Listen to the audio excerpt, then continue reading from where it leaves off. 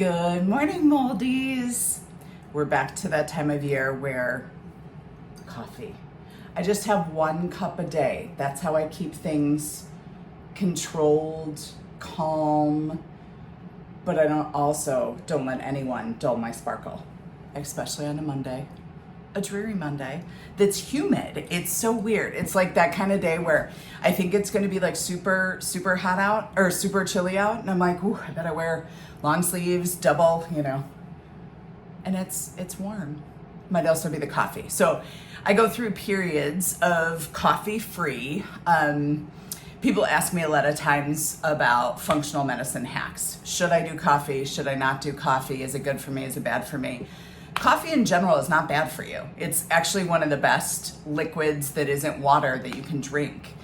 Things that are specific about coffee that we want to know is, number one, if you're a moldy, I would suggest getting a mold-free coffee. So examples of this are Purity. I have a coupon code on my website for 20% off your first order, which is great because it's pricey. You can do subscriptions though. So if you go on the first time, you get 20% off. You'll get 20% off the subscription for the whole year. Coffee is one of those things that just generally molds, right? So when we look at foods that are potentially moldy, coffee, nuts, corn, right? I don't think people should cut out all of these foods just because there hasn't been. Dr. Nathan did a study where he looked at people that ate the moldy foods and then didn't, and he looked at the difference in their mycotoxins, and it really isn't, there's no difference. In fact, the people that didn't eat moldy foods actually had higher levels of mycotoxins. So I don't think you should give up moldy foods. I definitely don't think you should give up coffee. I just think if there are ways to make things a little bit better, a little bit less likely to trigger an immune response, we should do that. So coffee is one of them. So coffee itself is fabulous. A Starbucks beverage with 1,200 calories to start your day in insulin resistance? Probably not, right? So if you drink it cold, black with, or even with a little bit of cream or something like that, no problem. I always say that my problem is I love myself, so I do put creamer in there. So like coffee with a little bit of hazelnut creamer, so whenever I go on my fasts, I give up coffee because I don't like it black. It's funny, I grew up with parents who loved black coffee, but it's just not for me. So for a life hack, coffee is not a problem.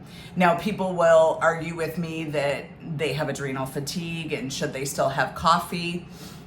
When you have adrenal fatigue, everything's gonna bother your body, So it's one of those things where if you need a cup of coffee or two or half of a brain fog this morning. It was a weekend, right? We were super busy. Half of a pot to get going, right? You might want to think about that because you probably need to look at other areas of your life, reduce stress, get some more sleep, those sorts of things.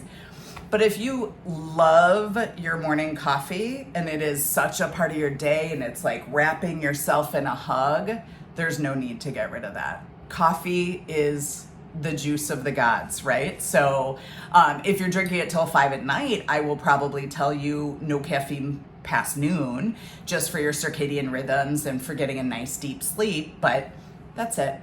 So that's my little random rant on coffee today. I'm gonna do easy functional tips this week for people that necessarily don't wanna take a deep dive into their health, but want easy little tweaks, things that you can do pretty simply to make your health better. So coffee is Monday morning, just because I got to brew my first pot. Actually, Gio did it, but we got to brew our first pot in a while, and we got a new coffee pot to be here for all of my delightful Rejuvenation Clinic guests.